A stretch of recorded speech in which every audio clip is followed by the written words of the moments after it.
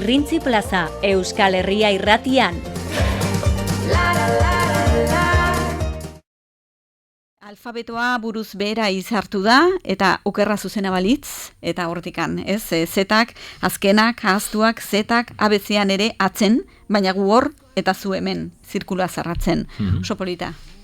Bai, pixka bat azaldu nahi izan dugu, ez, honekin zergatik zetak, ez, oso galdera ohikoa da, elkarrizketetan, eta, zaleguaren artean ere, eta horiek dira zetak, ez, horrela irudikatu nahi izan ditugu, ez, abezean, azken letra da, zeta, eta, bukaerarako uzten dena, eta askotan, marginatua izan daitekena, baina guk ulertzen dugu ezinbestekoa dela zirkulua zarratzeko, ez, edo isteko.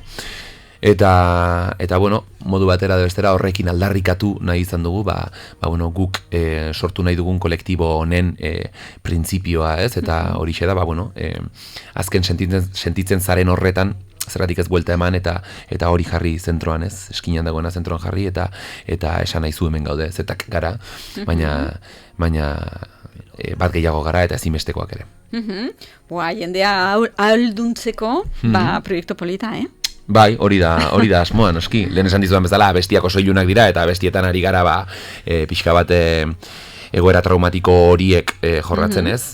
Sufrimendu guzti horren aurretik datozen horiek, maiz, baina gerora egia da proiektuak hori aldarrikatu nahi duela, ez? Ahalduntze prozesu hori.